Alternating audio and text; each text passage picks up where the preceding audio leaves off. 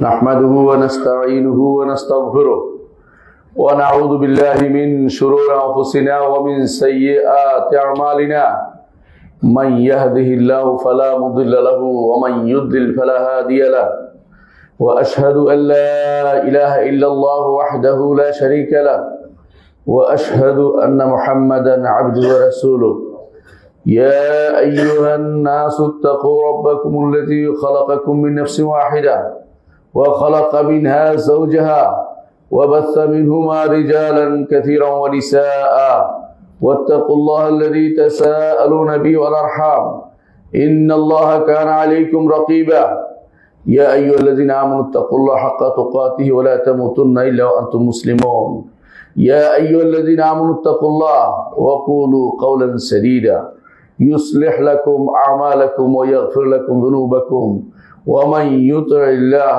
ورسوله فقد فاز فوزا عظيما أما بعد فإن أصدق الحديث كتاب الله وخير الهدي هدي محمد صلى الله عليه وسلم وشر الأمور محدثاتها وكل محدثة بدعة وكل بدعة ضلالة وكل ضلالة في النار أيها الناس اتقوا الله فإن الله عز وجل أمرنا أن نتقيه সম্মানিত মুসলিয়ান ইকরাম, আমরা আমাকে নিজেকে এবং আমি আপনাদেরকে আল্লাহ তাকওয়া অবলম্বন করার অনুরোধ জানাচ্ছি।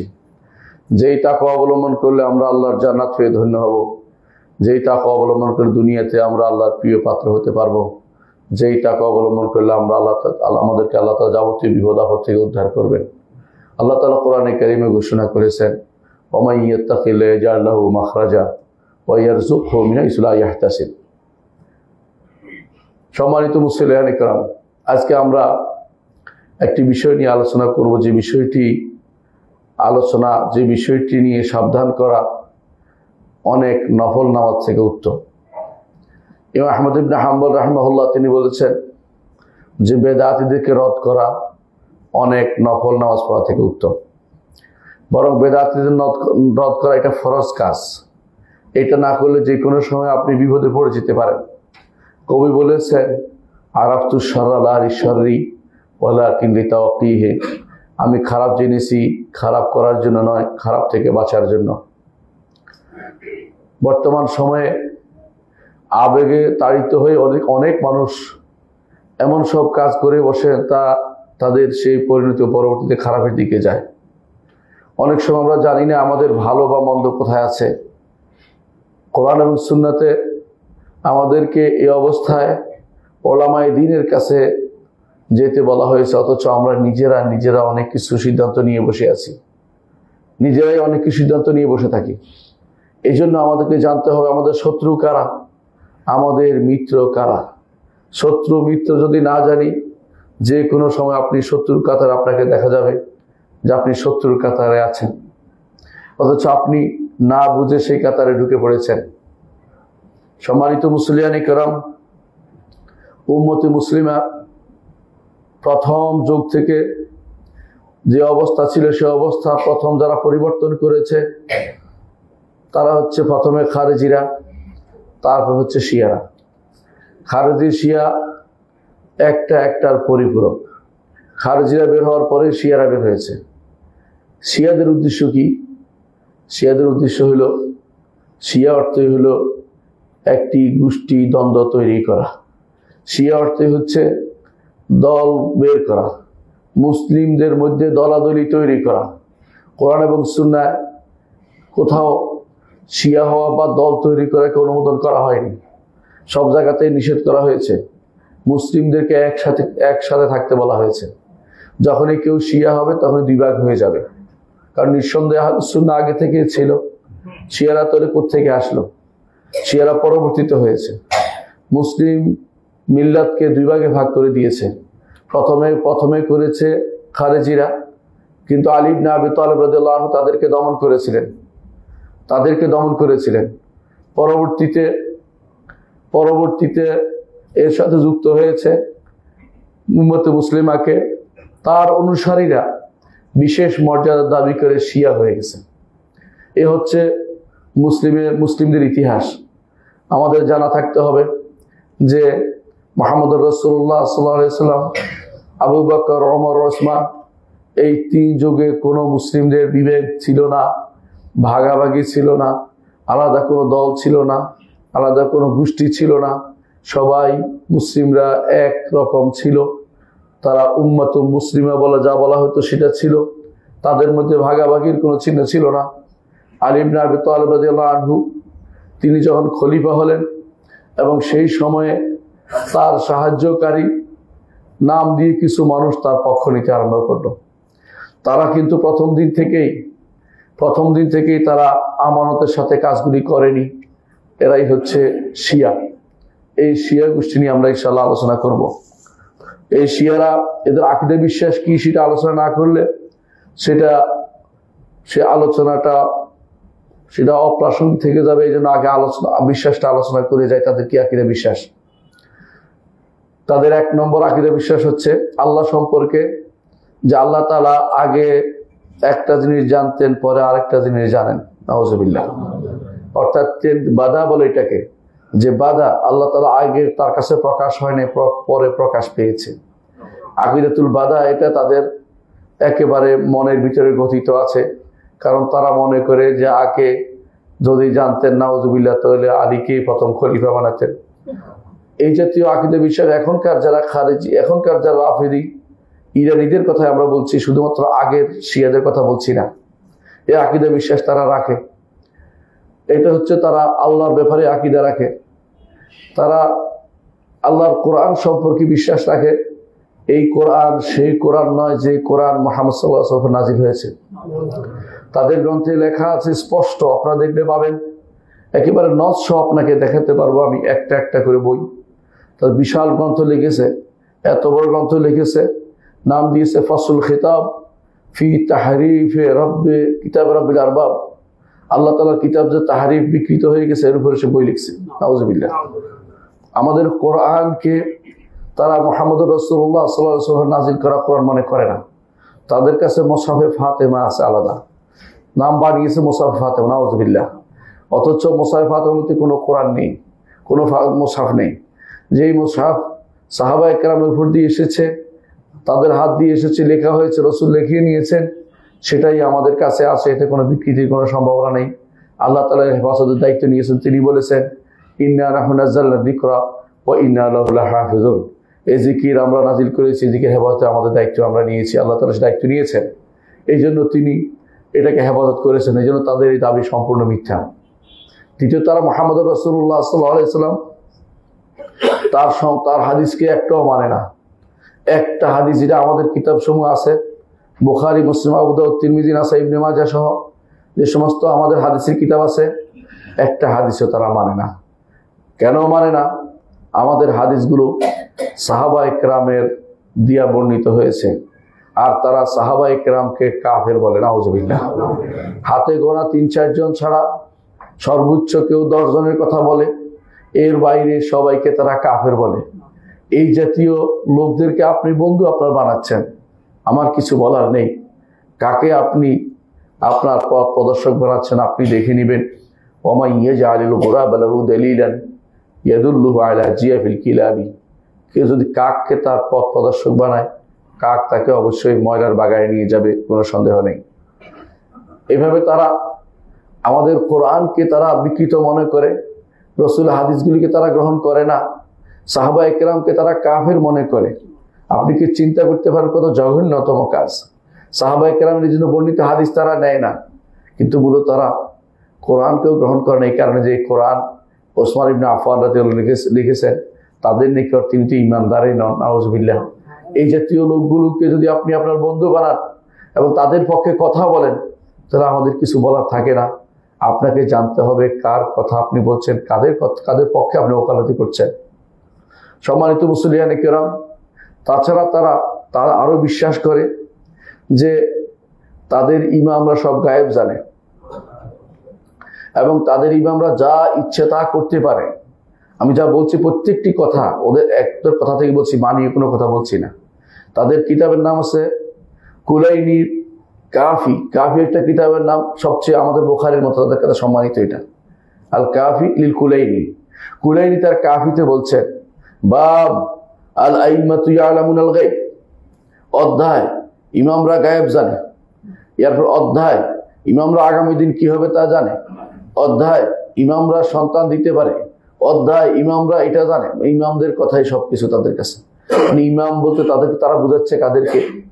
ইমাম বলতে তারা বুঝাচ্ছে 12 ইমামকে। যদিও 12 নাম নাই, 11 জন ইমাম আছে তাদের। এই 11 জনকে তারা তাদের ইমাম মনে করে। এই 11 জন শুরু হয়েছে আলী ইবনে আবি তালিব রাদিয়াল্লাহু আনহু থেকে। এরা কেউ কিন্তু শাসক ছিলেন না, একমাত্র আলী ইবনে আবি তালিব এবং হাসান ইবনে আলী, এই দুজনেই শুধু শাসক ছিলেন। তারা ইমামত নামে আলাদা একটা পোস্ট তৈরি করেছে, যেটা খেলাফতের বাইরে আরেকটা জিনিস তারা তৈরি করেছে। এই জিনিসটা তারা তৈরি করেছে 12 সংখ্যা ঠিক রাখার জন্য।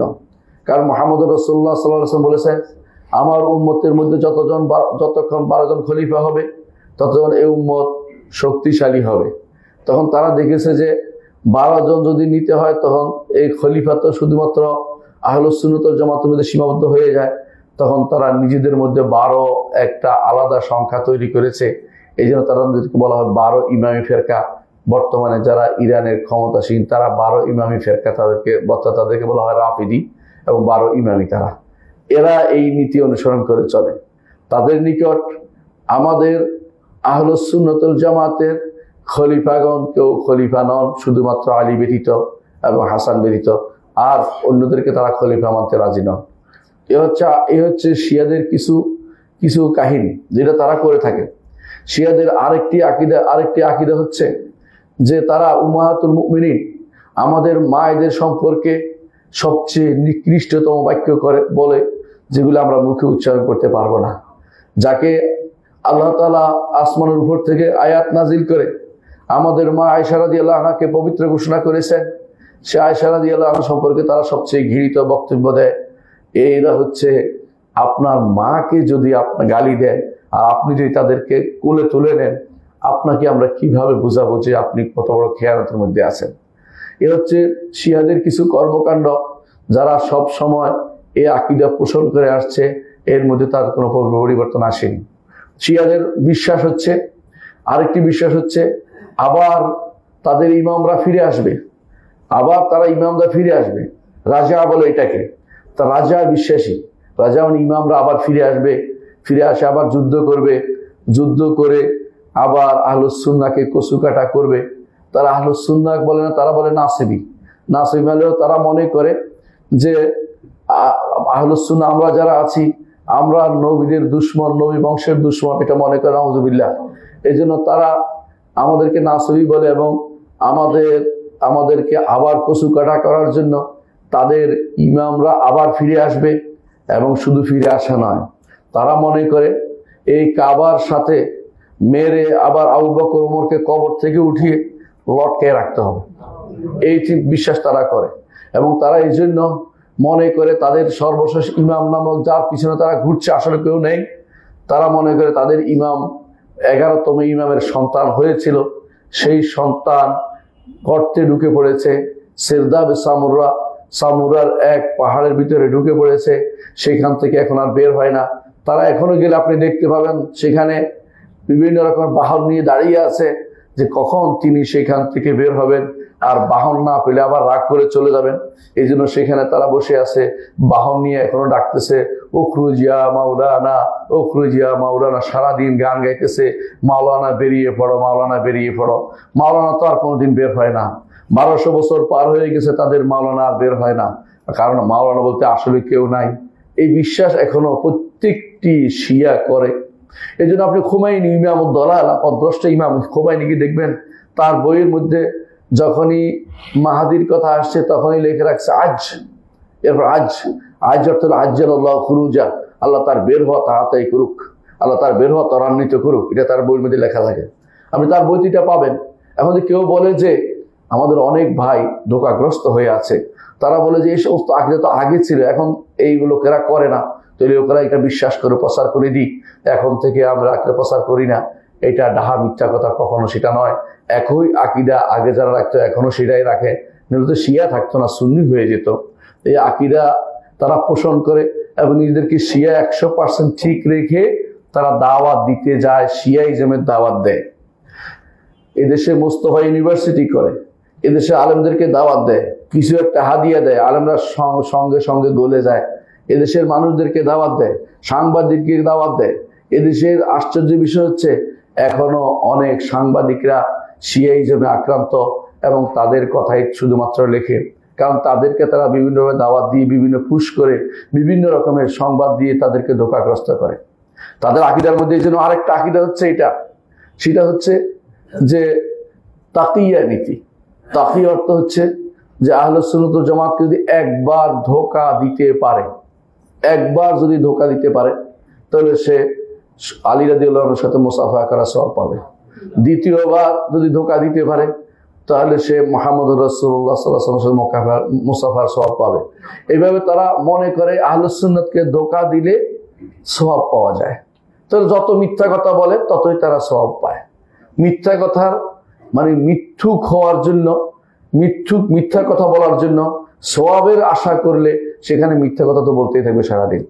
আপনাকে যত রকমই বলবে শিয়া এবং সুন্নির মধ্যে আমাদের মধ্যে পার্থক্য নেই, এইটা বলে তো ধোঁকাই দিচ্ছে আপনাকে, এটা তো সওয়াবের কাজ মনে করতেছে। আপনি এটাকে ধোঁকা হিসেবে না নিয়ে আপনি মনে করছেন সত্য বলেছে, তাহলে আপনাকে ধোঁকাবাজকে যে ব্যক্তি সত্যায়ন করে তাকে তার সম্পর্কে কিছু বলার আমার নেই। যুগে যুগে দেখবেন শিয়ারা কিভাবে মানুষকে ধোঁকা দিয়েছে, কিভাবে তার মানুষদের ধোঁকা দিয়েছে, এটা বলতে যাই আপনি আশ্চর্য হবেন।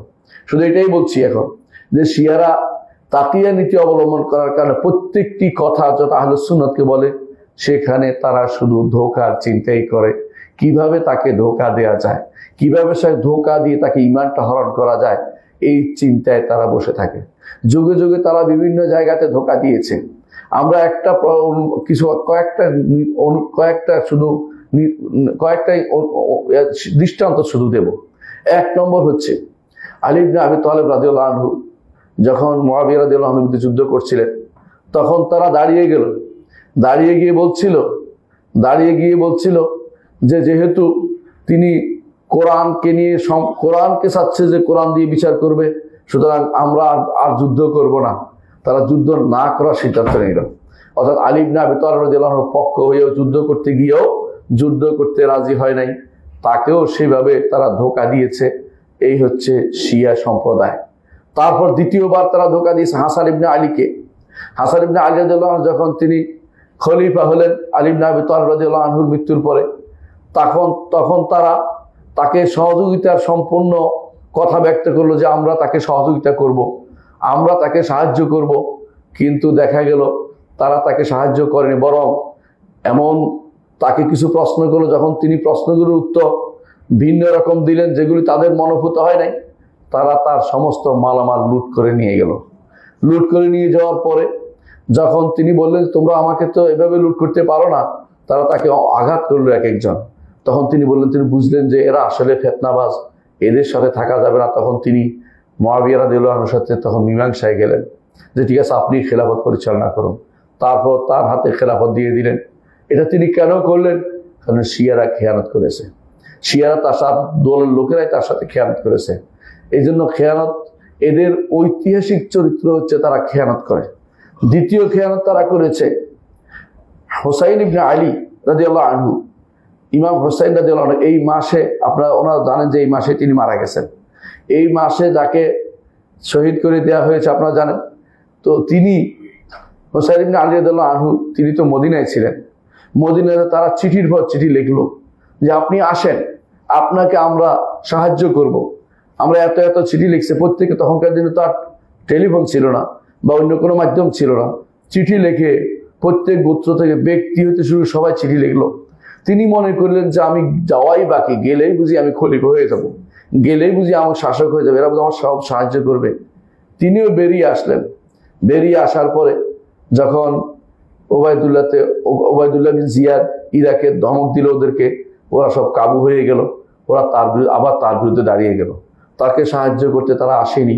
তিনি কারবালা প্রান্তরে বিজন মরুভূমিতে একা একই তার পরিবার নিয়ে যুদ্ধ করলেন। সে অসম যুদ্ধে তিনি শহীদ হলেন, আল্লাহর রাস্তায় তিনি মারা গেলেন। এর কারণ কি? এর কারণ হচ্ছে শিয়াদের খেয়ানত। শিয়ারা তাকে ডেকে এনে এই মরুভূমিতে মারার ব্যবস্থা করেছে। ইতিহাস সাক্ষ্য দেয় তারা খেয়ানতকারী। তাদের অবস্থা দেখে পরবর্তীতে আর তার বংশধর আলী রাদিয়াল্লাহু আনহু বংশধরদের মধ্যে, হুসাইনের বংশধরদের মধ্যে কেউ তাদেরকে আর বিশ্বাস করতো না, কিন্তু তারা তার চারপাশে ঘুরঘুর করতো।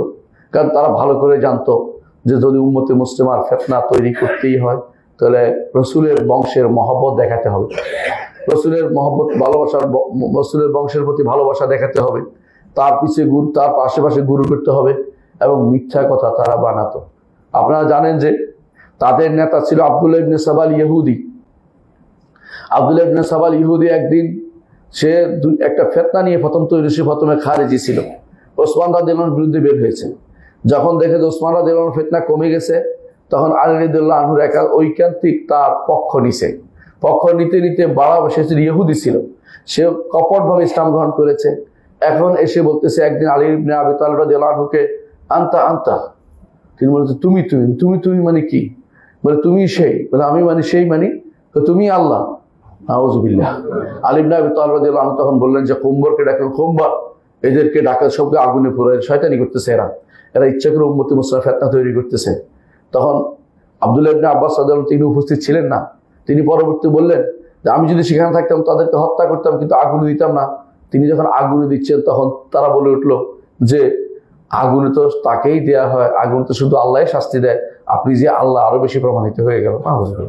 মানে কত বড় শয়তানি নিয়ে তারা এসেছে মুসলিমদের বিভেদ তৈরি করতে। এদের গোষ্ঠী আজ পর্যন্ত, এই শিয়ারা, যেখানে আপনি দেখবেন শিয়াদের কথাই শুধু শুনবেন এবং এরা ফিতনা তৈরি করেছে, আর কিছু তৈরি করেনি। আমি কয়েকটি উদাহরণ দিচ্ছি মাত্র। যারা হুসাইন ইবনে আলী রাদিয়াল্লাহু আনহুকে তার কারবালার ময়দানে মারার জন্য এ দায় কিন্তু শুধুমাত্র এই শিয়াদের, কারণ শিয়ারাই তাকে ডেকে এনেছে, তাদেরকে সাধারণ কোনো মুসলিম তাদেরকে এখানে ফিতনার জন্য ডেকে আনেনি। কারণ মুসলিমদের মধ্যে আলাদা দল তৈরি করা, আলাদা গোষ্ঠী তৈরি করা বা খলিফার বিরুদ্ধে কাউকে লেলিয়ে দেয়া, এটা আহলুস সুন্নাত ওয়াল জামাতের মানহাজ বিরোধী, তারা সেটা কখনো করতো না। এটা শুধু এরাই করে যারা কারো বিরুদ্ধে কাউকে খেপিয়ে তোলার জন্য, বিপ্লব নাম দিয়ে কিছু তৈরি করার জন্য যারা করে, সবগুলি শিয়াদের দ্বারা প্রভাবিত, খারিজ দ্বারা প্রভাবিত, যুগ যুগ ধরে এই ফিতনা তৈরি হয়ে এসেছে। আপনারা ভালো করে জানেন যে এরা সবচেয়ে বেশি কাজ করেছে খেয়ানতের, করেছে। আর আল্লাহ তাআলা কোরআনে কারীমে বলেছেন ওয়াল্লাযীনা হুম লিআমানাতিহিম ওয়া আহদিহিম রাউন, ঈমানদার আমানত রক্ষা করে, খেয়ানত করে না। আল্লাহ তাআলা আরো বলেছেন ইন্নাল্লাহা লা ইউহিব্বুল খায়িনিন, নিশ্চয় আল্লাহ তাআলা খেয়ানতকারীকে পছন্দ করেন না। আল্লাহ তাআলা আরো বলেছেন ওয়া আন্নাল্লাহা লা ইয়াহদি কাইদাল খায়িনিন, এবং জেনে রাখো যে আল্লাহ তাআলা ষড়যন্ত্রকারীদের, খেয়ানতকারীদের কোনো ষড়যন্ত্রকে বাস্তবায়িত হতে দেন না, পছন্দ করেন না। রাসূলুল্লাহ সাল্লাল্লাহু আলাইহি ওয়াসাল্লাম তিনি বলেছেন যে মুনাফিকের আলামতের মধ্যে একটি হচ্ছে যখন তার কাছে কোনো আমানত রাখা হয় সে খেয়ানত করে। অর্থাৎ এই খেয়ানত করা হচ্ছে নিকৃষ্টতম একটি কাজ, যেটা সবসময় ঘৃণিত হয়ে আসছে। এই খেয়ানতের কাজটি সবসময় এরা করেছে, যাদেরকে আমরা শিয়া নামে পরিচিত বা রাফিজি নামে পরিচিত, সবসময় তারা এই খেয়ানত করেছে। যখন আমরা দেখতে পাই আরেকজনকে, যে হুসাইন ইবনে আলী রাদিয়াল্লাহু আনহুর পরে আরো কয়েকজন বের হয়েছে এইভাবে, যাদেরকে তারা বিভিন্নভাবে ষড়যন্ত্র করে তাদেরকে বের করেছে যে তারা যেন খলিফার বিরুদ্ধে দাঁড়ায়। তাদের মধ্যে একজন হচ্ছে নাফসুজ জাকিয়া। তারা বিভিন্নভাবে তাকে ইন্সপিরেশন করেছে যেন খলিফার বিরুদ্ধে দাঁড়ায়। আবার মুসলিমদের মধ্যে একটা যুদ্ধের ব্যবস্থাপনা তারা করেছে। এরা কিন্তু শিয়াই ছিল।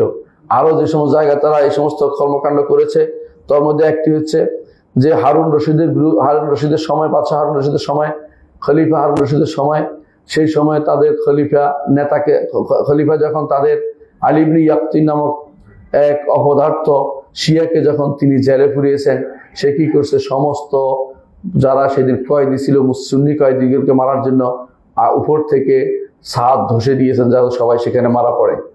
অনুরূপভাবে বুয়াহিরা, যারা এক সময় খলিফাদের কাছে ভিড়ত, বাগদাদের খলিফাদের, 336 হিজরিতে তারা বাগদাদকে লুট করেছে এবং 352-তে বাগদাদের বাজার লুট করেছে। 353-কে তিনি 15,000 আহলুস সুন্নাহকে হত্যা করেছে। 354 হিজরিতে তারা আহলুস সুন্নাহকে মুহররম মাসে হত্যা করেছে। 10ই মুহররম আরো এরকম শত শত হাজার হাজার আহলে সুন্নাহকে হত্যা করেছে। এ হচ্ছে সবই হচ্ছে বুয়াইহিদের কারবার। বুয়াইহিদের ইতিহাস আপনারা জানেন যে তারা সবই ছিল শিয়া এবং তারা শুধু আহলে সুন্নতকে দেখে দেখে তারা হত্যা করত। অনুরূপভাবে ওবাইদিকারা মিশরের খেলাফত বলে যাদেরকে বলা হয়, এরা আসলে ফাতেমি বংশের না, নিজেরা মিথ্যা দাবি করে যে ফাতেমার বংশধর না, মিথ্যা কথা। এরা আসলে ছিল বনি মাইমুন আল কাদ্দাহ, অর্থাৎ তারা মাজুস ছিল এবং তারা সবচেয়ে বাতিনি ফেরকার লোক ছিল। এরা মিশর এবং মরক্কো বিভিন্ন এলাকার পশ্চিম ইউনিয়ন মুসলিম বিশ্বের এখন যেটা মরক্কো আছে, মাগরিব আছে বা মরক্কো আছে বা জাজায়ের আছে বা আলজেরিয়া আছে, এই রাষ্ট্রগুলোকে সবগুলো তারা দখল করে ফেলছিল এবং সেখানকার আহলুস সুন্নাহকে তারা দেখে দেখে মারত, তাদের সম্পদ তারা লুট করত। তারাই প্রথম আল আজহার প্রতিষ্ঠা করেছে। আল আজহার ফাতেমাতু জাহরা এর থেকে আল আজহার তৈরি করেছে তারা। তাদের উদ্দেশ্য ছিল তখন যে এখানে তারা শিয়াইজম প্রতিষ্ঠা করবে। এই অবস্থায় তারা অনেকদিন ছিল এই আজহার প্রতিষ্ঠানটি। পরবর্তীতে সুলতান সালাউদ্দিন আইয়ুবী যখন আসছে তখন সেটার অবস্থা তিনি পরিবর্তন করে, সিলেবাস পরিবর্তন করে সেটাকে এই শিয়াদের থেকে আহলে সুন্নাতের পক্ষে নিয়ে আসেন। তারপরেও মাঝে মধ্যে তারা সেখানে চড়াও হয়, এখনো মাঝে মধ্যে সেখানে শিয়াদের দৌরাত্ম্য দেখা যায়। এদের মধ্যে একজন ছিল হাকিম আমরিল্লাহ, অর্থাৎ যারা এই ফাতেমি শাসকদের মধ্যে এই লোকের অবস্থা এত ভয়ানক ছিল যে এই লোক সকালবেলা নির্দেশ দিত আহলে সুন্নাতকে কচু কাটা করার জন্য নির্দেশ দিত। যেখানে সেখানে বাজারে যেখানে সেখানে ইয়া আলী নাম ঘোষণা করার জন্য নির্দেশনা দিত। যে ব্যক্তি সেটা বলতো না তাকে ধরে নিয়ে যেত, তাকে শাস্তি দিত। এরকম কঠিন কাজ তারা করত। আহলুস সুন্নাত ওয়াল জামাতের বিরুদ্ধে তারা কথা বলতো, আবু বকর ওমরের বিরুদ্ধে তারা কথা বলতো এবং সেগুলিকে বিরুদ্ধে তারা বিভিন্ন রকমের ষড়যন্ত্র করত। তাদের সময় তাদের একজনের কথা না বললেই হচ্ছে মুইজ আল ফাতেমি রাজবংশের নাম ছিল, রাজা ছিল মুইজউদ্দিন, তাকে বলা হতো। এই লোকে যখন শুনলো যে আবু বকর না বলেছি, তিনি বলেছেন এই কথা যে আমার হাতে যদি 10টি তীর থাকে, 9টি তীর আমি শিয়াদের দিকে নিক্ষেপ করব আর 1টি তীর আমি ইহুদিদের দিকে নিক্ষেপ করব। এই কথা শোনার পরে তিনি তাকে ধরে এনেছেন। ধরে এনে বলে তুমি নাকি এই কথা বলেছ? তুমি বলছো না আমি এই কথা বলিনি। তো খুশি হয়ে গেছে ওই লোক যে তাহলে বলে না, মিথ্যা কথা বলা হয়েছে। তো তুমি কি বলেছ?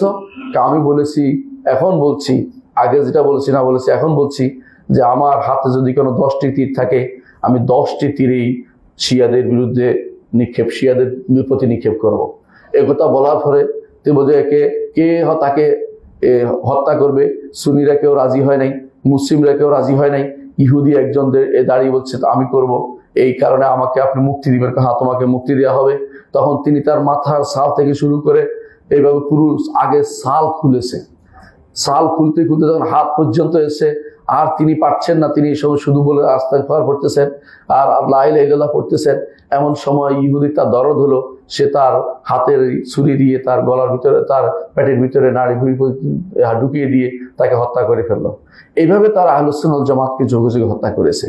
এই কাহিনী আমি বানিয়ে বলছি না, আপনারা ইমাম ইবনে কাসির রহমতুল্লাহ তার যে বিদায় ওয়ান নিহায়াত আপনি দেখতে পাবেন।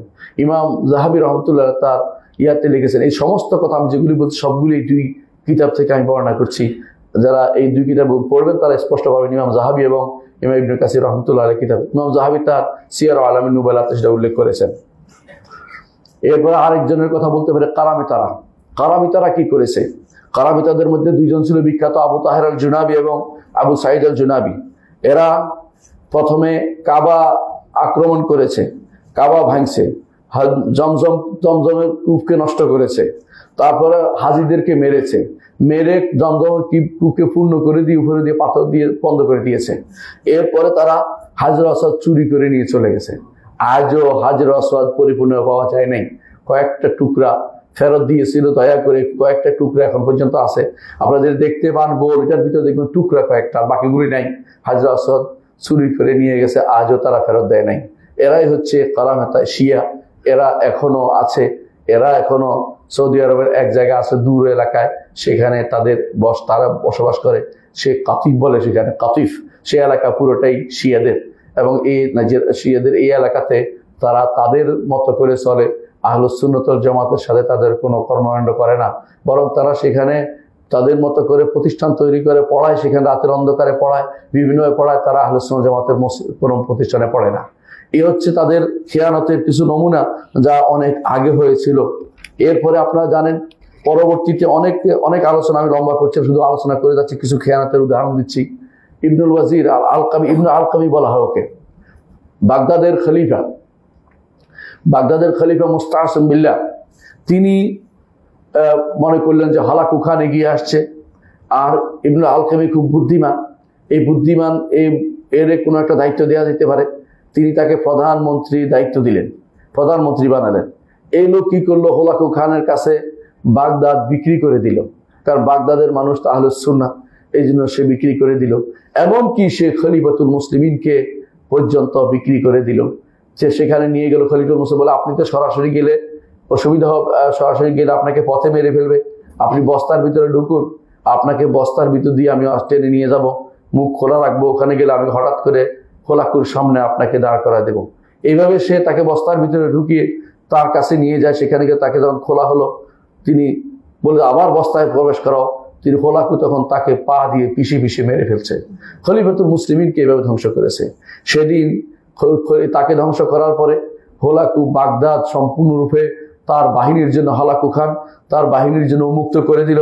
সেই দিন ইমাম ইবনে কাসির রহমতুল্লাহ আলাইহি বলেন, সেই দিন 1,00,000 বা 18,000, 1,18,000 লোক মেরে ফেলেছে, 1,18,000 লোককে মেরেছে। তারপর অন্য বর্ণনায় আসছে না 2 লাখ লোককে মেরেছিল ওই দিন। এমনকি বাগদাদের যে সমস্ত জ্ঞান গরিমার লাইব্রেরি ছিল সেগুলি ধ্বংস করেছে, সেগুলিকে নদীতে ফেলে দিয়েছে। নদীর পানির সেদিন রং পরিবর্তন হয়ে গেছে, কারণ আপনারা জানেন তখনকার লেখা হতো কলমের কালি দিয়ে, এই জন্য যখনই নদীতে সে বইগুলি ফেলে দেওয়া হয়েছে তখন নদীর পানি সম্পূর্ণ পরিবর্তন হয়ে গেছে। বহুদিন পর্যন্ত যখন তারা শুনতে পেল যে বাগদাদের নিচে কিছু মানুষ মারা বাকি রয়ে গেছে, হোলাকু খান তখন বাঁধ ভেঙে দিল নদীর। সেই বাঁধ ভেঙে দেওয়ার কারণে সমস্ত পানি এসে সেই ভিতরে সবকিছু সব যেটা ভিতরে লুকিয়েছিল মাটির নিচে, তাদেরকে সবগুলিকে হত্যা করে ফেললো। এর অর্থ হলো বাগদাদকে পরিপূর্ণ তছনছ করে দিয়েছে।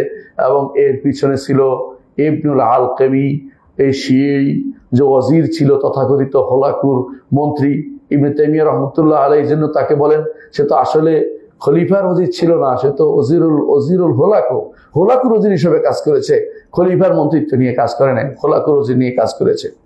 অনুরূপভাবে এটা তো শুধু বাগদাদে হয়েছে। যখন এরপরে তারা খোলাকু যখন সে শামে সিরিয়াতে ঢুকতে চেষ্টা করলো, সেখানেও তার জন্য আরেক চমক অপেক্ষা করছে। শিয়ারা তখন তার জন্য তারা তাদের নগরের দরজা খুলে দিল, আর সেখানেও সে শত শত হাজার হাজার লোককে সে হত্যা করলো। এভাবে হলফ যখন ছিল আলেপ্পো, সেখানে যখন ঢুকলো সেখানেও তারা হত্যার কর্মকাণ্ড পরিচালনা করেছে। এরপরে তারা চেষ্টা করেছে এদের থেকে বাঁচার জন্য। যখন সালাউদ্দিন আইয়ুবী রহমতুল্লাহ আলাইহি এই ফাতিমিদেরকে তাড়িয়ে যখন মিশরকে তার কবজা করেন, এবং তার হাতে আল্লাহ তাআলা এই ইমামের হাতে, এই মহান ব্যক্তির হাতে আল্লাহ তাআলা এই বাইতুল মাকদেস বিজয় দিলেন, এবং মুসলিমরা আবার বাইতুল মাকদেস, সুন্নিরা আহলুস সুন্নাহ ওয়াল জামাত যখন বাইতুল মাকদেসকে আবার তাদের হাতে পেল, এই সময়ে সালাউদ্দিন আইয়ুবীকে তারা হত্যা করার ষড়যন্ত্র নিল এবং বিভিন্নভাবে তার বিরুদ্ধে কাজ করলো, এবং তাকে বিভিন্নভাবে তাকে পেরেশানিতে নিযুক্ত করলো। এরপর দেখা যায় যে তারা বিভিন্ন সময়ে মুসলিম বিশ্বের জন্য শুধু বিপদ আর বিপদে ডেকে এনেছে। আমরা কয়েকটা উদাহরণ শুধুমাত্র দিলাম, আরো কয়েকটা উদাহরণ আপনাদেরকে উল্লেখ করতে চাই। আপনারা জানেন যে এই মুসলিম বিশ্বে বর্তমানে এখনো 2টা শ্রেণী কাজ করছে, একটা হচ্ছে শিয়া, একটা হচ্ছে আহলুস সুন্নাহ। মুসলিমদের 2টা শ্রেণী বিভক্ত হয়েই আছে অলরেডি। এখনকার সময়ে কিছু খেয়ানতের কথা উল্লেখ করতে চাই। এখনকার সময়ে খেয়ানতের কথা উল্লেখ করতে চাই। এখনকার সময়, বর্তমান সময়ে খেয়ানতের উদাহরণ দেখুন। ইরাক একটি সুন্নি রাষ্ট্র ছিল, অথচ ইরাককে দখল করে শিয়া রাষ্ট্র বানিয়ে দেওয়া হলো। এখন শিয়া রাষ্ট্র ইরাক একটা রাষ্ট্র দখল করে ফেলছে, আর আপনার গায়ে কোনো সামান্যতম আছর লাগে না। আপনি খুব মজায় আছেন যে এখন ইরাককে শিয়া রাষ্ট্র বানিয়ে দিয়েছে। কি হয়েছে আপনাকে কিভাবে আমি বুঝাবো? আপনি যদি আকীদা বুঝতেন তাহলে আপনি বুঝতেন যে আপনাকে তারা শেষ করে দিয়েছে। শুধু তাই নয়, একে বলা বাগদাদে যারা ঢুকেছে ইরান থেকে, ইরানে যে গার্ড ছিল, রেভলিউশন গার্ড, তারা ঢুকেছে, ঢুকার পর সেখানে সুন্নিদেরকে শুধু দেখে দেখে হত্যা করেছে, সুন্নিদেরকে দেখে হত্যা করেছে। যাদের নাম আবু বকর, ওমর, ওসমান আছে তাদের কাউকে জীবিত রাখেনি, এবং যাদের পরিবারের মধ্যে কেউ যদি থাকে তো পরিবারকে পর্যন্ত তারা মেরে ফেলেছে। সন্তান সন্ততিকে নির্বাসন তাদের যে অবস্থা নিয়ে শিয়া বানানোর চেষ্টা করেছে। আজও তারা এই কাজে লিপ্ত রয়েছে। এরাই হচ্ছে শিয়া। বাগদাদকে তারা, ইরাককে তারা দখল করে নিয়েছে। তারপর তারা যখন এই যে নুসাইরি শিয়া, এর নাম হচ্ছে হাফেজ আল আসাদ আর তার ছেলে বাশার আল আসাদ, এই শিয়া এরা ছিল একদম কট্টর শিয়া। শেখ হুসেইন ইবনে তাইমিয়া রহমতুল্লাহ আলাইহি এদেরকে তার সময়ে কাফের ঘোষণা করে গেছেন, 8ম শতাব্দী তাদের কাফের বলে গেছেন। এরা ইউরোপিয়ানদের সাথে মিশে 10% লোক পুরো সিরিয়া শাসন করেছে, প্রায় 50 বছরের মতো সে এবং তার বাবা মিলে এই 50 বছর শাসন করে আছে। 50-এর বেশি সময় শাসন করেছে, মাত্র 10% লোক ছিল, বেশি কিছু না। তারা কিভাবে করেছে? শিয়াইজম হওয়ার কারণে ইরান তাদেরকে সবসময় সাহায্য করেছে। তাদের সাথে মতভেদ যতই থাকুক, একটা ব্যাপার তারা একমত যে শিয়া হলে তার সাহায্য করতে হবে, এই জন্য তারা সাহায্য করেছে। এই কাসেম সোলাইমানি নামক নাফাক, এই লোক যখন ঢুকেছে ইরাকে, এই সিরিয়াতে, সেই লোক সিরিয়ার এমন কোন এলাকা রাখেনি যে এলাকায় সুন্নিরা থাকে, সেখানকে কোনো বাকি রাখেনি, সব ধ্বংস করে দিয়েছে একেবারে পুরোপুরি। একেবারে এলাকার পর এলাকা ধ্বংস করে দিয়েছে, মেরে একদম শেষ করে দিয়েছে, কিছুই রাখেনি। মানে সে জানে যে এই এলাকায় সুন্নিরা বসবাস করে। হালাব ধ্বংস করেছে, এভাবে বিভিন্ন জায়গা ধ্বংস করে দিয়ে তারা সম্পূর্ণ শেষ করে দিয়েছে। আর তার মৃত্যুর পরে আমাদের দেশে কিছু মানুষ তার জন্য কান্নাকাটি করতে আমরা দেখেছি, অথচ সে সুন্নিদেরকে শেষ করে দিয়েছে। বর্তমানে খেয়ানতের আরেকটি রূপ হচ্ছে যে তারা ইয়েমেনকে শেষ করে দিয়েছে। ইয়েমেনের শান্তির দেশ ছিল, ইয়েমেনে কোনো সমস্যা ছিল না। তারা জারুদিয়া ফেরকাকে পুশিং করে তারা 12 ইমামিয়া ফেরকা বানাইছে। জারুদিয়া ছিল জায়দিয়ার একটা অংশ, জায়দিয়া ছিল কিছুটা কাছাকাছি আহলে সুন্নাত জামাতের, যদিও আকীদাগত কথা অনেক দূরে। কাছাকাছি মানে তারা কোনো অনেকটা মারামারি করতো না, হানাহানি করতো না, এরকম অবস্থায় ছিল। কিন্তু তারা তাদেরকে দীক্ষিত করেছে, দীক্ষিত করে নিয়েছে, রাফিদি শিয়াতে বানিয়ে নিয়েছে, নিয়ে তখন শাসকের বিরুদ্ধে তাদেরকে লাগিয়ে দিয়েছে। আর ইয়েমেনকে পুরোটাকে যুদ্ধের জায়গা বানিয়ে ফেলেছে। কারণ তাদের দেশে তো হচ্ছে না, মারা গেলে সুন্নি মারা যাবে, সমস্যা কি? তারা সেটা করেছে। এইভাবে তারা বিভিন্ন দেশে যত রকমের ষড়যন্ত্র সব করেছে।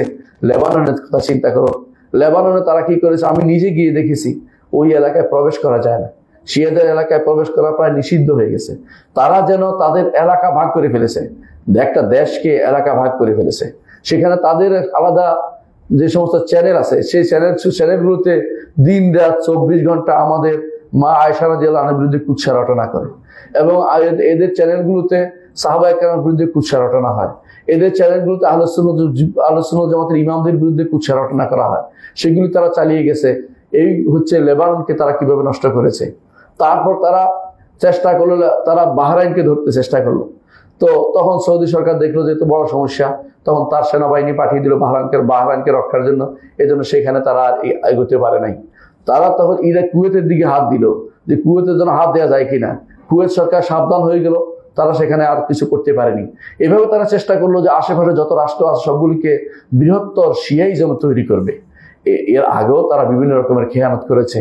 এই খেয়ানতগুলি যদি কোনো আপনারা ভুলে যান, আপনারা যদি কোনো প্রতারিত হন, তাহলে আপনাদেরকে কিভাবে কে আপনাদেরকে বুঝাতে পারবে, আপনার শত্রুকে, আপনার মিত্রকে, এটা আপনার কিভাবে বোঝানো যাবে?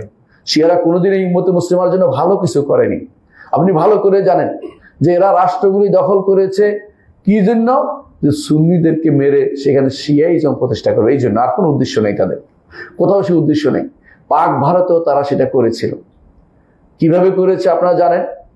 সম্রাট হুমায়ুন যখন হেরে গিয়েছিল, তখন পালিয়ে গিয়েছিল ইরানে পালিয়ে যাওয়ার পরে, ইতিহাস আপনারা জানা দরকার, ইরানে পালিয়ে যাওয়ার পরে সেখানে চুক্তি করে এসেছে যে আমার বাহিনী তুমি আবার যদি রাজ্য দখল করো, তাহলে আমার বাহিনীকে বিভিন্ন জায়গাতে কর্মে খাটাতে হবে। এই জন্য সে যখন ঢুকেছে আবার হুমায়ুন, তার ছেলে বা আকবর আসলো, তারপরে সবাই যখন ক্ষমতায় আসলো, তারা কি করলো? শিয়াইজমের কাজ প্রতিষ্ঠা করলো সব জায়গাতে শিয়াদেরকে দায়িত্ব দিল। আমাদের বাংলাদেশেও তারা শিয়াদেরকে দায়িত্ব দিয়েছে। বাংলাদেশের প্রথম যারা এসেছিল মীর জুমলা বলেন, শায়েস্তা খান বলেন বা মুর্শিদ কুলি খান বলেন, এগুলি সবগুলি শিয়া ছিল। এবং তাদের দ্বারা এই পুরা জনগোষ্ঠী, সুন্নি জনগোষ্ঠী তাদের দ্বারা শাসিত হতো। চিন্তা করে দেখেছেন, একটা বিশাল জনগোষ্ঠীতে শিয়া শাসন করেছে। এবং সেটা নয়, শুধু বাগদাদে, দিল্লিতে ক্ষমতাসীন ছিলেন আকবরের, তার সন্তান ছিল জাহাঙ্গীর। জাহাঙ্গীর ক্ষমতায় এসে বিয়ে করেছে নূরজাহানকে। নূরজাহান শিয়া ছিল। নূরজাহানের ভাতুষপুত্রী, যার জন্য তাজমহল তৈরি করেছে, শিয়া ছিল। এর শাহজাহানের ছেলেদের মধ্যে 3 জন শিয়া ছিল, দারা শিকু, মুরাদ এবং সুজা, যেটা বাংলা শাসন করেছে সুজা, শিয়া ছিল। এরা বাংলা শাসন করেছে। একমাত্র আওরঙ্গজেব তিনি সুন্নি ছিলেন, এজন্য পরবর্তীতে সেখানে আর তার প্রচার প্রসার পায়নি। বাংলার জমিনে যাদের নিয়ে আপনাদের অনেক কথা, এই যে আলীবর্দী খান শিয়া ছিল এবং তার বংশের লোকগুলি শিয়াই ছিল। এরাই শুধুমাত্র এই ষড়যন্ত্র করেছে, সুন্নি মুসলিমদেরকে বিপদে ফেলেছে। এরপরে দেখে আপনাদের দেশে যারা পশ্চিম পাকিস্তান থেকে এসে শাসন করেছে, এগুলি সব শিয়া ছিল। টিক্কা খান শিয়া, এবং তার আগে যে ছিল তারাও শিয়া ছিল। এগুলি, এই যে মোহাম্মদ আলী জিন্নাহ, বড় মারাত্মক রকমের শিয়া ছিল। এ শিয়া ছিল, এবং তার বোন ফাতেমা জিন্নাহও শিয়া ছিল, যেটা জন্য আপনার ভোট দেওয়ার জন্য কান্নাকাটি করেছেন। অনেকে তার পক্ষও নিয়েছে দুর্ভাগ্যবশত। জুলফিকার আলী ভুট্টো শিয়া ছিল। এগুলি সব শিয়া, এবং কি এরা এদেশের মানুষের প্রতি সামান্যতম দরদ অনুভব করতো না। রাতের অন্ধকারে এদেশের মানুষকে যে ব্যক্তি মেরেছে, সেই ব্যক্তিও শিয়া ছিল। অর্থাৎ ইয়াহিয়া খান, যে শিয়া ছিল। এরা এই জন্য মুসলিমদের প্রতি কোনো দরদ কোনো অনুভব করে না, সুন্নিদের প্রতি। এরা তাদের এই সাইতারা, যেটাকে বলে যে তাদের প্রভাব বিস্তার, তাদের মুসলিমদের জায়গা দখল, এরা তাদের সব সময় ষড়যন্ত্রের অন্তর্ভুক্ত ছিল। আপনাদের শত্রুকে চিনতে হবে। আজও তারা চাচ্ছে, তারা কোনোদিনই সুন্নিদের বিরুদ্ধে কোনোদিন তারা কোনো কাফেরদের বিরুদ্ধে যুদ্ধ করবে না। আচ্ছা, তারা কেন শিয়া, তারা কেন ক্ষতি করেছে আপনি কি জানেন? যেই কারণে তারা মুসলিমদের সাথে বন্ধুত্ব থাকতে পারে না। মূল কারণটা কি? মূল কারণটা হচ্ছে, 1 নম্বর হচ্ছে, তারা মনে করে যে কারণে তারা সবসময় শিয়াইজম প্রতিষ্ঠা করার চেষ্টা করেছে, এর মূল কারণ হচ্ছে এটা, তারা মনে করে যে কেউ 12 ইমাম উপরে ইমান আনবে না, সে ব্যক্তি কাফের।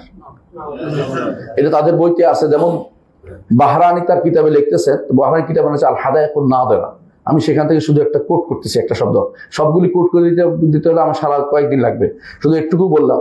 সে বলতেছে, ওয়ালাইতা শাহরি ওয়া আইয়ু ফারকিন বাইনা মান কাফারা বিল্লাহি ওয়া রাসূলিহি ওয়া বাইনা মান কাফারা বিল আইম্মাতি আলাইহিস সালাম মা সুবুতে কাউনিল ইমাতি মিন উসুলুদ্দিন। তারা বলতেছে 12 ইমামের কথা শোনা, 12 ইমামকে মেনে নেয়া, এটা দ্বীনের মূলনীতি। অর্থাৎ আমরা যেমন বলি না আরকানুল ঈমান 6টা, যে আল্লাহর উপর, ফেরেশতার উপর, তাদের নিকট একটা বড় হচ্ছে, এটা হচ্ছে 12 ইমামকে মেনে নেওয়া হচ্ছে ঈমানের রোকন। সুতরাং তাদের নিকট যে কেউ 12 ইমামকে ইমাম হিসেবে মানবে না, তাহলে সে ব্যক্তি কাফের। আর তাদের নিকট ইহুদি নাসারার চেয়েও আমরা নিকৃষ্ট, এবং তাদের নিকট আমাদেরকে ধোঁকা দিলে তাদের সওয়াব হয়। সেই জায়গাতে আপনি তাদেরকে বন্ধু বলে ডেকে আনছেন, বন্ধু বলে কোলে তুলে নিচ্ছেন, তার পক্ষ নিয়ে কথা বলছেন, আপনার কি একটু সামান্য বিবেক কাজ করে না? দ্বিতীয়ত, তারা মনে করে যে আমরা নবী পরিবারের শত্রু। নাউজুবিল্লাহ, আমরা তো কোনোদিন নবী পরিবারের শত্রু না। নবী পরিবারকে আমরা ভালোবাসি, তবে ভালোবাসার আতিশয্যে বাড়াবাড়ি আমরা করি না। আমরা এটাই মনে করি, নবী পরিবার যদি কাউকে দেখি তারা ভালো, নবীর কারণে আমরা তাকে ভালোবাসবো। রাসূল এটাই বলেছেন, তার পরিবারকে দেখাশোনা করতে তিনি বলেছেন, তার পরিবারের বিরুদ্ধে কোনো ষড়যন্ত্র করতে নিষেধ করেছে, আমরা সেটা করি না। নবী পরিবার ফলে এখনো আমাদের অন্তর বিগলিত হয়। নবী পরিবারে কেউ যদি আলেম দেখি তাকে আমরা ভালোবাসি। নবী পরিবারের মধ্যে কিন্তু যারা 12 ইমামের অনুসরণ করে, এদের মধ্যে যখন ইয়ার পরে জাফর সাদেকের পরে আর কোনো আলেম আসে নাই। অর্থাৎ যারা 12 ইমাম অনুসরণ করে, প্রথম 3-4 জনের পরে, 5 জনের পরে আর কেউ আলেম আসে নাই। প্রত্যেকেই সাধারণ মানুষ ছিল, তাদেরকে আলেম ছিল না, তাদের উল্লেখযোগ্য কোনো কাজও ছিল না। জাফর সাদেকের পরে যারা আসছে তারা কোনো আলেম ছিলেন না। তারপরেও তাদের নবীর পরিবার হওয়ার কারণে তাদেরকে আমরা মন থেকে ভালোবাসি। নবী আলেম না থাকলেও মানুষ একটা ভালোবাসা পায় ইমানের কারণে, সেটা আমরা অবশ্যই করি। নবী পরিবার হওয়ার কারণে আরেকটা ভালোবাসা তাদের প্রতি থাকে। কিন্তু শরিয়া বিরোধী হলে তাদেরকে তো ভালোবাসা যাবে না। শরিয়া বিরোধী কেউ যদি কোনো নবী পরিবার হয়েও যদি অন্যায় করে অন্যায়কারী হিসেবে ধর্তব্য হবে। মুহাম্মদ রাসূলুল্লাহ সাল্লাল্লাহু আলাইহি ওয়াসাল্লাম এই জন্য বলেছেন, যদি ফাতেমা বিনতে মুহাম্মদ চুরি করতো আমি তার হাত কেটে দিতাম। এদের অর্থ হচ্ছে যে অন্যায়কারীকে প্রশ্রয় দেওয়া শরীয়ত অনুমোদিত না। নবী পরিবার বলেই ছাড় পেয়ে যাবে তা নয়। রাসূলুল্লাহ সাল্লাল্লাহু আলাইহি ওয়াসাল্লাম বলেছেন, মান বাত্তা বি আমালুহু লাম ইউসরা বিহি নাসাবুহু, যার আমল তাকে দূরে সরিয়ে দিবে, নসব তাকে কাছে টেনে নিবে না, নসব কাছে আনবে না, নসব তাকে, কারণ বংশের কারণে সে পার পেতে পারবে না, অন্যায়কারী অন্যায়ের শাস্তি তাকে পেতেই হবে। নবী পরিবারের লোকেরা নাম দিয়ে অনেকেই দাবি করছে, অনেকে কিন্তু মিথ্যা দাবি করছে। অনেকের রাসূলুল্লাহ পরিবারের সাথে সম্পৃক্ততা নেই, জোর করে বর্তমানে ইরানিরা অনেকে সেরকম দাবি করে বসে তার রবিশ পরিবারের সাথে সম্পৃক্ত, আসলে তাদের সাথে নবী পরিবারের সম্পর্ক নাই। 3 নম্বর যে কারণে তারা আহলুস সুন্নাতের যেমন শত্রুতা করে, খেয়ানত করে, সেটা কারণ হচ্ছে তারা মনে করে আহলুস সুন্নাতের সম্পদ, আহলুস সুন্নাতের সম্পদ এবং রক্ত, আহলুস সুন্নাতের সম্পদ এবং রক্ত এগুলি হালাল, অর্থাৎ এগুলি যা ইচ্ছা তা করা যাবে। নাউজুবিল্লাহ। তাদের এই বিশ্বাস তাদের গ্রন্থে লেখা আছে, এবং একটা দুইটা না, অনেকগুলো, আপনি পৃষ্ঠার পৃষ্ঠা তাদের গ্রন্থে লেখা পাবেন। এই জন্য তাদের গ্রন্থ তারা কাউকে দেয় না, লুকিয়ে রাখে। বর্তমান সময় এটা বেরিয়ে গেছে আলহামদুলিল্লাহ, ইন্টারনেটের কারণে অনেকের কাছে স্পষ্ট নস্য আছে। আপনাকে যদি আপনি আরবি পড়তে পারেন আপনি স্পষ্ট পাবেন, যদি এইটুকু চার্জ দেন খুঁজে পাবেন যে খেয়ানত শিয়া, আবরাল উসুর, আবরাত তারিখ, আপনি দেখতে পাবেন যে তাদের এই সমস্ত গ্রন্থ স্পষ্ট উল্লেখ আছে। এবং তারা মনে করে আহলুস সুন্নাতকে মারা কোনো গুনার কাজ নয়। তারা মনে করে আহলুস সুন্নাত হচ্ছে নাফাক, নাউজুবিল্লাহ। এই জন্য তারা কখনো আহলুস সুন্নাতকে তো তারা কোনোভাবেই তারা সহ্য করতে পারে না। চতুর্থ যে কারণে তারা আহলুস সুন্নাতের সাথে খেয়ানত করে তা হচ্ছে তারা মনে করে জিহাদ হারাম। যতক্ষণ পর্যন্ত তাদের 12 নম্বর ইমাম গর্ত থেকে বেরিয়ে না আসছে অতক্ষণ পর্যন্ত কোনো জিহাদ নেই। তাহলে এখন যেটা করছে এটা কি বলবেন? এখন তো তারা, আপনাদের অনেকেই ধারণা করছে জিহাদ করতে চায় ওই দেশে, তাদের নিকট প্রতিরোধ করা যাবে, অর্থাৎ কেউ আক্রমণ করছে এটা প্রতিরোধের জন্য জবাব করা যাবে। আবার প্রতিরোধ বাধাও তো তারা দেখতে পাচ্ছেন বিভিন্ন যুদ্ধ করে, আপনারা দেখেন না যে বিভিন্ন লোক আসলে সেগুলো বলে জ্যাব বলে, পকেট, নিজেরা যুদ্ধ করবে না, কাউকে অস্ত্র দিবে, তারা যেন হামলা করে, এরপর তারা মারা যাবে, তারা শান্তি থাকবে। অর্থাৎ যুদ্ধ লাগিয়ে রাখা, নিজেরা শান্তি থাকা, এটা হচ্ছে তাদের একটা পলিসি। এই পলিসি তারা যুগ যুগ ধরে অ্যাপ্লাই করেছে। এই অ্যাপ্লাইয়ের মাধ্যমে এই ইমামুদ্দালালা, পদভ্রষ্ট ইমাম খোমেনি, সে এই কাজটি করেছে। সে কি করেছে? ইরাকের সাথে যুদ্ধ লাগিয়ে রেখেছে। আবার পরবর্তীতে তার অনুসারীরা তারা ইয়েমেনের সাথে যুদ্ধ লাগিয়ে রেখেছে। তারা সবসময় আহলুস সুন্নাত জামাতের দেশের ভিতরে যুদ্ধ লাগিয়ে রাখবে, নিজেরা যেন শান্তি থাকতে পারে, অস্ত্র বিক্রি করবে, অথবা এইও বলবে, বিভিন্ন রকম কথা বলে আপনাকে ধোকা দিবে। আপনি জানেন তারা যখন তেহরানে প্রবেশ করেছে, তেহরানের শাহের আমলে, শাহ ছিল এর আগে, সেও শিয়া ছিল, কিন্তু শিয়া থাকলেও তারা ধর্মীয় উন্মাদনায় যুক্ত ছিল না। শিয়াতে তখন 93টা আহলুস সুন্নাতের মসজিদ ছিল। একটা বড় শহরে 93টা মসজিদ কম কথা না। সেখানে তারা এসে সমস্ত মসজিদগুলি দখল করে ফেললো, একটা মসজিদে রাখলো না, একটা মসজিদ রাখে না, এবং বলে যে আমরা শিয়া সুন্নি কোনো ভাগ নাই। আপনি আশ্চর্য হবেন, তাদের সংসদে সুন্নিদের কোনো প্রতিনিধিত্বকারী নেই। বলে সুন্নি তো আমরা মুসলিম, তো সুন্নিদের কোনো প্রতিনিধিত্ব নাই, মানে শিয়া হিসেবে সবগুলো। কিন্তু সেখানে ইহুদিদের প্রতিনিধিত্ব আছে, সেখানে 40,000 ইহুদির প্রতিনিধিত্ব লোক আছে। সেখানে এমন কি বাহাই ফেরকাদের লোকদের পর্যন্ত প্রতিনিধিত্ব রাখা হয়েছে, বহরাদের রাখা হয়েছে, কিন্তু সুন্নিদের কোনো প্রতিনিধিত্ব রাখা হয় না। কারণ সুন্নিরা তাদের কাছে সুন্নি বলে কোনো নাম থাকতে পারবে না, সব শিয়া হয়ে যেতে হবে, এই চিন্তা ভাবনা তারা করে।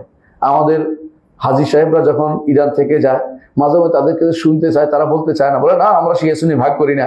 পরবর্তী ঘুরে এসে 2-1 আমাদেরকে বলে যে আমাকে বিপদে ফেলেন কেন, আমাদের প্রশ্ন করলে আমাদের পাশের লোক থাকে, এরা আমাদেরকে নোট করে, পরবর্তী গেলে আমাদেরকে হত্যা ছাড়া কোনো উপায় থাকে না।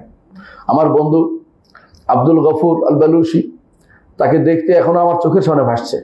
সে পড়েছে মদিনা ইউনিভার্সিটিতে, যাওয়ার পরে বিমানবন্দরের নামা মাত্র গুলি করে মেরে ফেলেছে, কোনো প্রশ্ন করা হয়নি। আজও যাদেরকে আপনারা বলেন মোসাদের চর, অমুকের চর, খেয়ানতকারী, এদেরকে ভালো করে খোঁজ নেন, দেখবেন যে আহলে সুন্নাত জামাতের লোকদেরকে মেরে মেরে ভয় দেখায় যে এরা মোসাদের চর। কি জন্য চর হইতে যাবে? হয়তো তাদের মধ্যে কেউ এদের শাসন পছন্দ করে না, এদের শাসন নামক যে শোষণ চলছে, 5% তারা খাচ্ছে, 5%। প্রত্যেকটি মানুষকে তাদের ইমামদের 5% দিতে হবে, প্রত্যেকটি মানুষকে। এই যে চিন্তা ভাবনা, তার আয়ের 5% ওদের জন্য ভাগ করে নিয়ে যেতে হবে। এই খুমুস আমাদের দেশেও 5% অনেকের কাছেও আছে, অনেকে 5% নেয়। এগুলি শিয়াদের থেকে প্রাপ্ত। এখন তারা এইভাবে নিচ্ছে, 5% নেয়, এদের বিরুদ্ধে কেউ কেউ প্রতিবাদ করে, তখনই তারা তাদেরকে বলে মোসাদের চর, এই চর ওই চর, দেশ বিরুদ্ধে খেয়ানতকারী ইত্যাদি বলে তাদেরকে হত্যা করে।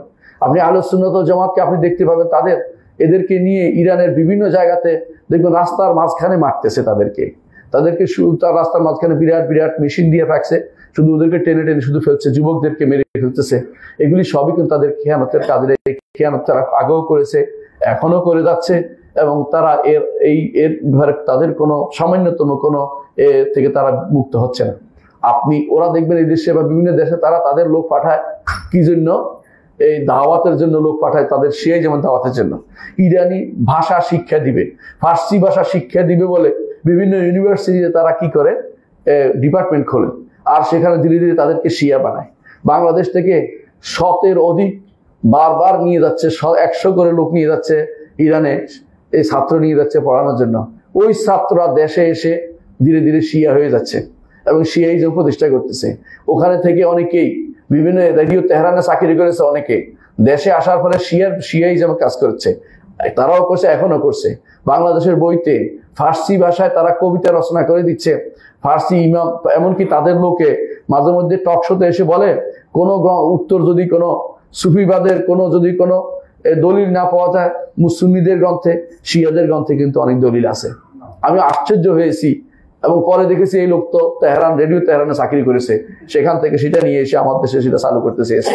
এরা কোনোদিনই সঠিক পথে আর ফিরে আসতে, আল্লাহ যদি না সঠিক ফিরে আসতে পারবে না, কারণ তারা প্রভাবিত হয়ে গেছে শিয়াইজম দ্বারা। এই শিয়াইজম তার প্রতিষ্ঠা করার জন্য তারা সবকিছু করে। আপনি যদি কোনো আবু বকর নাম হয় আপনাকে তারা বিষও দিবে না, আপনার যদি ওমর নাম হয় আপনাকে তারা বিষও দিবে না। পুরো ইরান খুঁজে আবু বকর ওমর কিছু পাবেন না, আবু বকর ওমর ওসমান নাই, সব মেরে ফেলেছে। মানে এই নাম রাখা যাবে না, কারণ এটা হচ্ছে তাদের কাছে ঘৃণিত নাম। আপনি আশ্চর্য হবেন, তাদের বাথরুমে টাইলসের মধ্যে আবু বকর ওমর লিখে রাখে, ওসমান লিখে রাখে। আপনি একটা দুইটা ছবি না, আপনি দেখবেন হাজার হাজার ছবি বের করে পাবেন বর্তমানে ইয়ার যুগ, এটা বেরিয়ে গেছে, মানুষ কেউ না কেউ বের করে দিয়েছে, আপনি সেটা দেখতে পাবেন। এদের মধ্যে কেউ গরু একটা নিয়ে আসে, আর নাম দেয় আবু বকর, একটা নাম ওমর নাম দেয়, এটা পিটে মারে।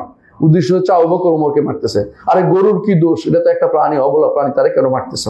ওমরকে কেন নাম দিয়ে কেন তুমি ছাগল মারতেছ? এবার আয়েশা রাদিয়াল্লাহু নামে একটা কিছু করে তাদেরকে মারা, এবং তাদেরকে এই কথা আপনি এখন দেখবেন ফেসবুকে ভর্তি, যে ছোট বাচ্চাদেরকে শিখাচ্ছে। তারা বিভিন্ন মাহারাজান করে, বিভিন্ন রকম অনুষ্ঠান করে, অনুষ্ঠানের মধ্যে বাচ্চাদের শিক্ষা দেয় কিভাবে গালি দিতে হবে, যে আয়েশা ফিন্না নাউজুবিল্লাহ, আয়েশা জাহান্নামে যাবে, অমুক উইচের কথাবার্তা তারা বলতে, এগুলো ছোট বাচ্চাদের শিক্ষা দেয়। এবং এইটাই তাদের কাছে বড় সাকাফা বলে, এটা তাদের হচ্ছে, এটার উপর তারা টিকে আছে। আপনি তাদেরকে বন্ধু বানাচ্ছেন, আপনি মনে করছেন যে তারা ভালো কাজ করেছে। আপনি কি একটু চিন্তা করেন না, তারা আমাদের গাজাকে ধ্বংস করে দিয়েছে। গাজা ধ্বংসের মূল কারণ কি? আপনি যদি বলেন যে ধীরে ধীরে মরতো, আমরা যুদ্ধ করে মরেছে, এই জাতীয় আবেগের কথা বলবেন না দয়া করে। ধীরে ধীরে সবাই মরে, কেউ কি যুদ্ধ করে অসম যুদ্ধে মরতে চায়? যেখানে এত হাজার হাজার ট্যাঙ্কের বিরুদ্ধে আমি ক্লাসিনকোপ দিয়ে 2 জন মাইরা দৌড়ে দিছি, এরপরে আমার নারী পুরুষ সবাইকে মেরে ফেলেছে। কত হাজার লোক মেরেছে, কত লাখ লোক মেরেছে গাজাতে। আপনি কি জানেন গাজাতে কি আর মানুষ আছে? তা আপনি এই কারণটা সূত্রপাত কে করে দিয়েছে? আপনি কয়েকজন যুবকের হাতে অস্ত্র তুলে দিয়েছেন, অথবা কয়েকজন যুবককে আপনি ইন্সপিরেশন করেছেন, যাতে করে মানাবাড়ি করে অমুককে 10 জনকে মেরে আসো। এরা 12 জন মেরেছে, 1,20,000কে মেরে ফেলেছে। 12 জন 1,20,000 সমান হলো? শরীয়তে জানতে হয় কখন যুদ্ধ করতে হয়, কখন যুদ্ধ করতে হয় না, এটাও তো জানা দরকার। যুদ্ধ কখনো ধৈর্য ধারণ করতে হয়, অবস্থা বুঝে, অবস্থা আল্লাহ শক্তিশালী করে তখন যুদ্ধ করতে হয়। আপনি অসম যুদ্ধ তৈরি করে দিয়ে গাজার মানুষদেরকে হত্যার যে কাজটা করেছেন, এটা তো সুন্নি মরেছে, ওরা তো শিয়া মরে নাই। শিয়া হলে তারা যুদ্ধ করতে দিত না, আপনারা ভালো করে জানেন। সুন্নি হওয়ার কারণে এদেরকে যুদ্ধে লাগিয়ে দিছে, আর সবসময় জিহাদের প্রেরণা তাদের মধ্যে তুলে দিয়েছেন। কিন্তু জিহাদ তো সবসময় করতে হয় না, কখনো কখনো জিহাদের জন্য ধৈর্য ধারণ করতে, অপেক্ষা করতে হয়, আল্লাহ পরিবেশ তৈরি করে না দেওয়া পর্যন্ত। কিন্তু যে কাজ তারা করেছে, এই কাজ তো সুন্নিদেরকে ধ্বংস করার পথ তারা রচনা করেছে। এইভাবে তারা সব জায়গাতে সেটা করেছে। আপনি তাদেরকে কোনো বন্ধু হিসেবে পাবেন না, এদেরকে বন্ধু হিসেবে নিতে পারেন না। এরা কারণ আগে থেকে তারা ইহুদিদের সর ছিল, এখনো ইহুদিদের সর হিসেবে কাজ করছে। এরা কোনোদিন জিহাদ আসলে করবে না, কারণ তাদের নিকট, তাদের গ্রন্থ অনুসারে জিহাদ করতে হলে আমির মাসুম লাগবে। অর্থ কি? আমির মাসুম অর্থাৎ নিরপরাধ ইমাম লাগবে। নিরপরাধ ইমাম তো একমাত্র যিনি তাদের মতে গর্তে ঢুকে গেছে, সে তো বের হয় নাই, কিভাবে যুদ্ধ করবে? এই জন্য যুদ্ধ করে না, শুধু প্রতিরোধ করে, আক্রমণ করলে প্রতিরোধ করে, অথবা কাউকে লাগিয়ে দেয়, তোমরা যুদ্ধ করো, আমরা তোমাদের পিছিয়ে আছি। এই হচ্ছে তাদের ষড়যন্ত্র সব। আমরা যদি এই ষড়যন্ত্র না বুঝতে পারি, আমরা বুঝতে পারি না, কারণ রাসূলুল্লাহ সাল্লাল্লাহু আলাইহি ওয়াসাল্লাম একটা কথা বলেছেন। তিনি বলেছেন, আল মুমিনু গিররুন কারীম, ইমানদার হচ্ছে গিররুন, ধোঁকা খায়, কারীম, ভালো মানুষ, দ্রুত ধোঁকা খেয়ে যায়। ওয়াল মুনাফিকু খাব্বুন লাঈম, এবং মুনাফিক হচ্ছে, ফাসিক হচ্ছে খাব্বুন, ধোঁকাবাজ, লাঈম, নিকৃষ্ট। এরা মানুষকে ধোঁকায় দেরি করে, যে কোনো পদে ধোঁকা দেয়। ইমানদার চিন্তা করে আখিরাতে যে আমি একদম মানুষকে কেন ধোঁকা দেবো, কেন আমি ক্ষতিগ্রস্ত করবো। এরা হচ্ছে এই মুনাফিক টাইপের লোক। এরা বেশিরভাগই মুনাফিক, অধিকাংশই তারা কাফের। কারণ যারা, আপনারা জানেন যে মুশরিক হওয়ার জন্য যে সমস্ত আকীদা পোষণ করলে মুশরিক হয়, বর্তমান রাফেজিরা সবগুলি সে আকীদা পোষণ করে, তাহলে তারা কাফের মুশরিক হয়ে গেলে আপনি তাদের বিরুদ্ধে আরেক গোষ্ঠীকে প্রাধান্য দেওয়ার কোনো মানে হয় না। দুটাই, ইহুদি নাসারা যেমন শয়তান, যারা যেন আল্লাহর দুশমন, এই রাফেজিরা আল্লাহর দুশমন, উভয়কে দুশমন হিসেবে গ্রহণ করুন। সুতরাং এই বিষয়টা আমাদের প্রত্যেকের জানা উচিত। আকুলু কাওলি হাযা ওয়া আস্তাগফিরুল্লাহ লি ওয়া লাকুম ওয়া লিসাইরিল মুসলিমিন ফাস্তাগফিরুহু ইন্নাহু হুয়াল গাফুরুর রাহিম।